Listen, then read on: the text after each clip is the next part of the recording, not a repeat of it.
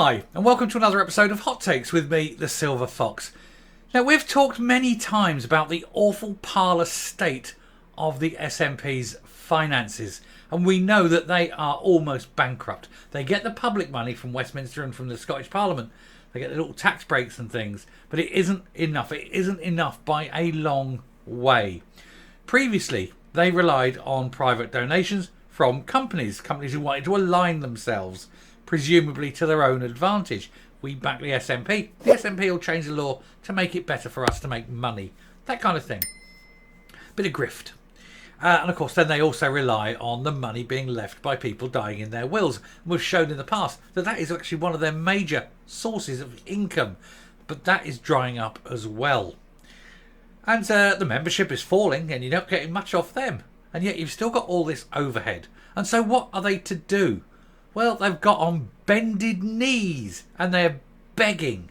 They're begging Brian Souter, the man who's bankrolled them for years, to please, please, please give them more money. But times are hard and even multimillionaires like Brian Souter may not want to hand over money to them. Especially if, as is likely, there's going to be a lot of issues involving legal cases and generally a sort of a disdain of moral and ethical standards. People are starting to disappear, you know. They want that distance between them and the SNP.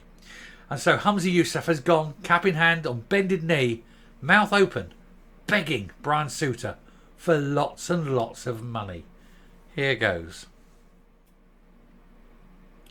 So Hamza Yousaf meets Stagecoach founder Brian Souter in a desperate attempt to boost floundering SNP coffers. Absolutely desperate. They are, by all rumours, so close to being put into administration.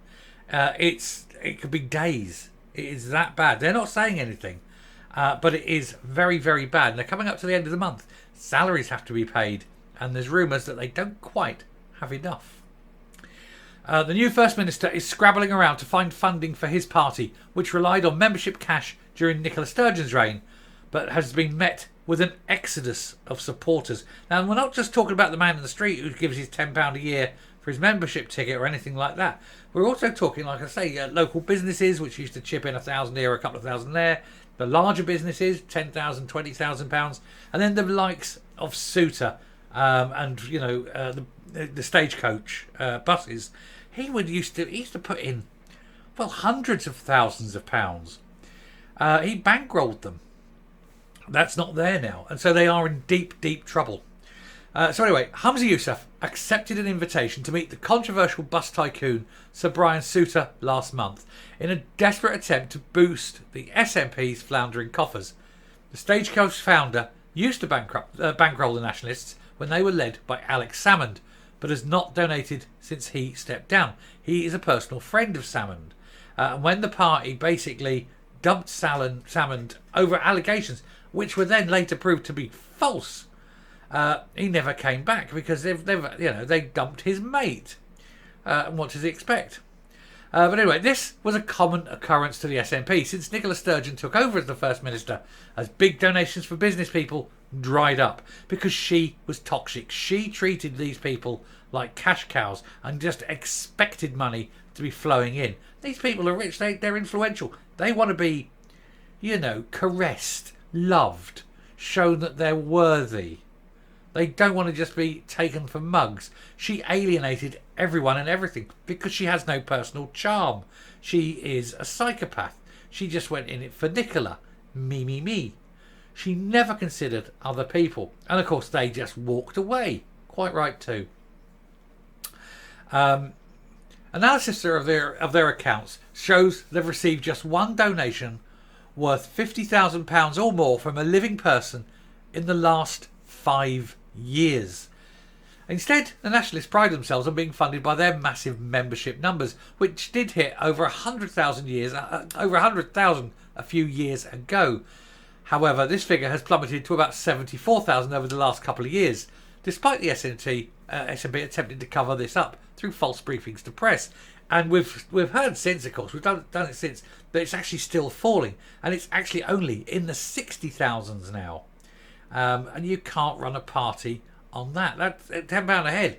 That's only 600,000 a year. That barely covers the building's upkeep. It means they could be facing a major financial issues, especially with an expensive general election being on the horizon. They had to be loaned 107,000 by former Chief Executive Peter Murrell, illegally it seems, to help with cash flow issues following the Holyrood election. So, yet again, what happened to the 600,000? Mr. Yousaf is hoping he can become more popular with tycoons and business people than his predecessor, who was labelled incompetent by one former big donor.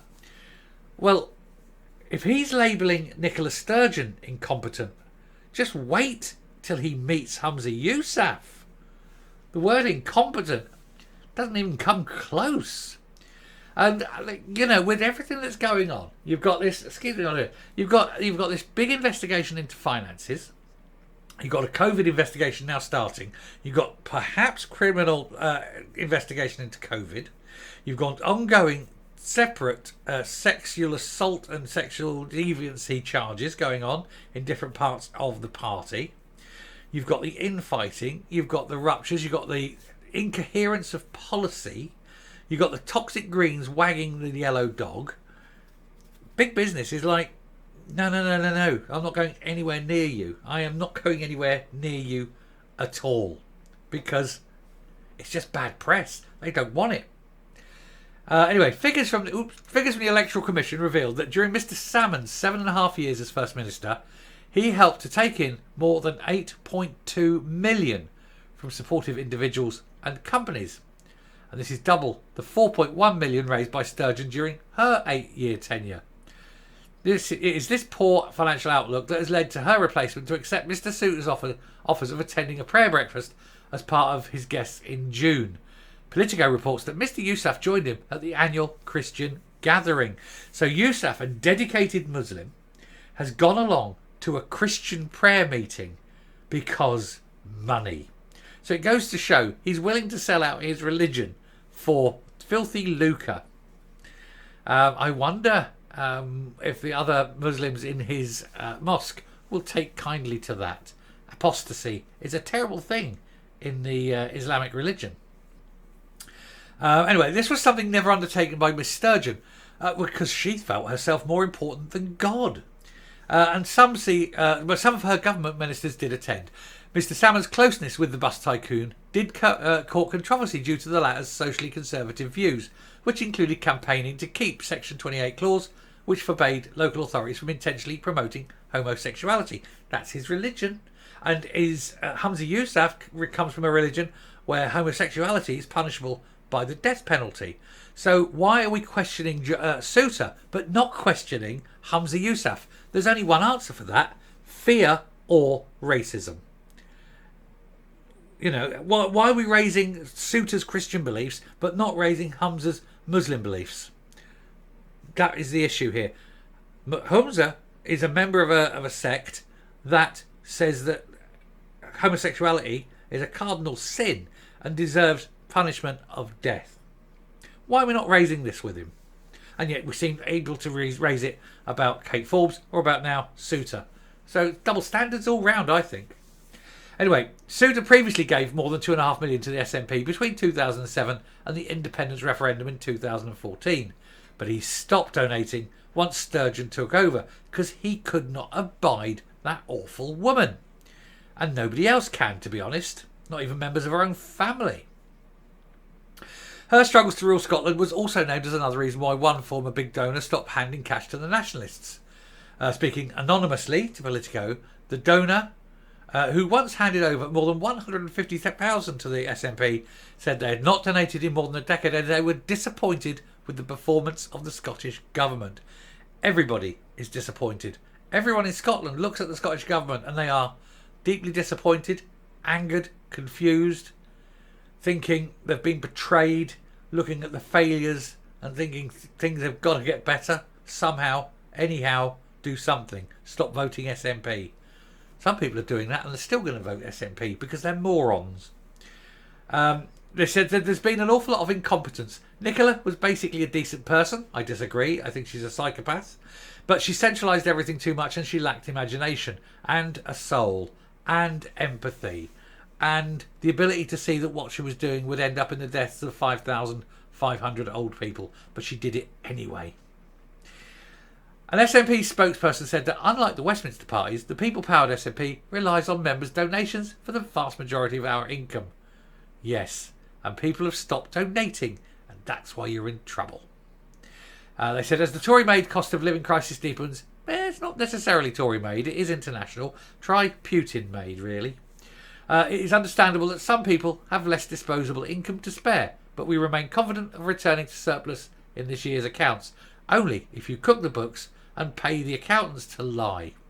You are absolutely screwed financially. And I'm coming up. It's funny how they maintain this lie that they have got sufficient funds, that they're not desperate for cash, that they're okay, and they just need to keep the pipeline of cash going, and that's all they're after. They are absolutely broke. They are down to the last few farthings in their account. They may not have enough, from what I've heard, they may not have enough to actually make the salary payments this month. That's how desperate they are. This is why earlier he was with Souter, kissing arse and saying, please, please, please give us money. What is he to do? He could be the leader of an absolutely bankrupted party. I mean, morally, they're already bankrupted, of course. But to be financially destitute and unable to continue would be superb.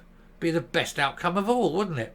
Because that would be the final rejection. Oh yes, they can sit there and they can boast about this and that and the other results, but nobody wants to put their hand in their pocket and pull out a £10 note and hand it over. Good, isn't it? Anyway, I shall stop there. Thank you very much for watching. If you like what you see here on the channel, do please hit the subscribe button, ring the bell, leave a like, leave a comment, please share the video. And until next time, stay safe, stay well, and let's hope they do go bust. Hereby.